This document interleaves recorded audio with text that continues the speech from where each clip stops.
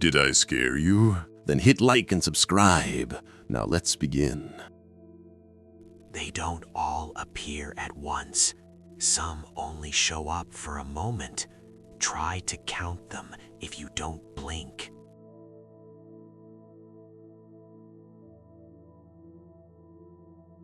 I stepped into the village as the night settled. The wind whispered through the trees, carrying the faint rustle of leaves. At first, everything seemed normal. Empty streets, torches flickering, houses silent. I had walked through villages at night many times. I thought I knew their rhythm. I thought I knew their quiet. I was wrong. The first sign that something was off came from the smallest detail. A door slightly ajar, a window cracked. I didn't remember leaving it that way. I shrugged it off. Small details, easy to overlook. I continued down the main path. The air felt heavier than usual. Even the torches seemed to burn a little slower. The shadows stretched farther than they should have. I passed the first house. No one inside. Everything in place. The bed untouched, the chests closed. Yet the air felt wrong, like I had walked into someone else's memory.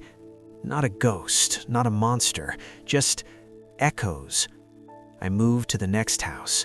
The same feeling, a faint, almost imperceptible vibration in the air, like the village itself was remembering. I shook my head. It must be my imagination. I had been walking too long. Night had blurred into my mind, but the feeling did not go away. It grew heavier with each step. Every corner held a memory I couldn't place. Every window reflected not just my character, but a sense of presence. I reached the center of the village, the well. I leaned over the edge. The water reflected me perfectly, or almost perfectly. Something moved in the reflection, a fleeting blur, gone when I blinked. I took a deep breath, told myself it was the reflection of the torchlight, nothing more. I walked past the houses again, careful not to step too loudly. Every step felt observed, measured. Then I noticed it, a subtle shift in the environment. A fence slightly out of alignment, a chest lid closed where I was certain it had been open. The village was changing, slowly, almost imperceptibly, shaping itself around me. I walked faster, past the farm, past the tall wheat swaying in the night breeze. Even the crops seemed aware of my presence. And then I heard something, a soft whisper, not words, just a sound, close to my ear. I spun around. Nothing. No mobs, no villagers, no one. I started counting steps. 10, 20, 30, and with each step the feeling grew heavier. Something unseen was tracking me. Every motion I made, every glance, every hesitation. I entered another house.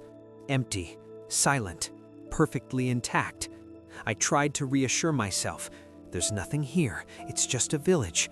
Yet the air was thick, heavy, like it was pressing against me from all sides.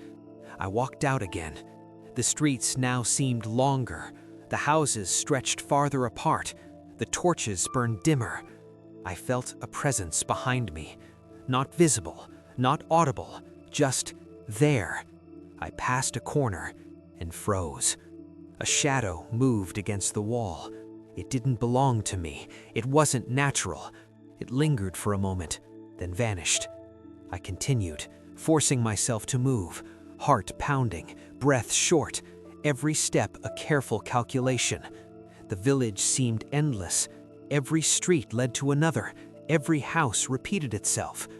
I realized I was trapped in a loop. Not a supernatural one, not magical, just meticulously, oppressively designed. The village itself was the horror. Every detail calculated, every corner crafted to unsettle. I reached the far end of the main street, nothing but darkness beyond. I tried to run. The streets twisted unexpectedly, Houses I hadn't seen before appeared, perfectly aligned. No exit. I stopped at a house near the edge, the door slightly open. I entered. Inside, the air was thick. The chest moved slightly as I walked past. A chair tipped over. Small things, tiny details, enough to make my stomach tighten. I exited and turned around. The street had changed. The houses closer, the shadows deeper. I walked again, slowly, carefully. I was aware of every sound, every flicker of torchlight. And then I heard it, a faint echo. Not footsteps, not speech, just a sound mirroring my own steps. I stopped. The echo stopped. I moved. The echo followed. The village was learning my rhythm, mimicking me, watching. I tried to leave. The streets stretched endlessly. I couldn't escape. Every house mirrored the last, every path repeated, and the echoes, they were everywhere, following me, tracking me. I passed a familiar house. The bed was now slightly disturbed. I hadn't touched it. The chest opened slightly on its own, a block out of place. Tiny details, almost imperceptible, but enough to make my skin crawl. I realized the village didn't need monsters. It didn't need ghosts. It didn't need magic.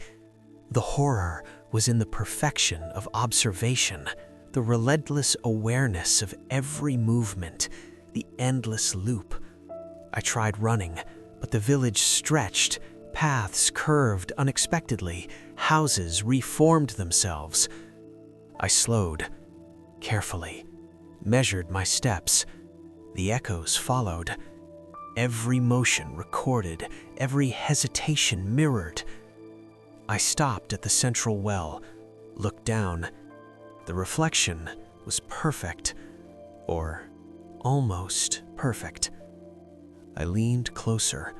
The water rippled, and for a fraction of a second, I saw a figure behind me, gone the instant I blinked. I walked away, every step measured, every corner anticipated, every shadow monitored. The village didn't need to move to terrify me. It existed for that. It watched, it learned, and one day, it would act. I took a deep breath, accepted it. Step by step, I walked, and I knew the village would never forget. It would never let me go, and every time I returned, it would remember everything, watching, learning, always.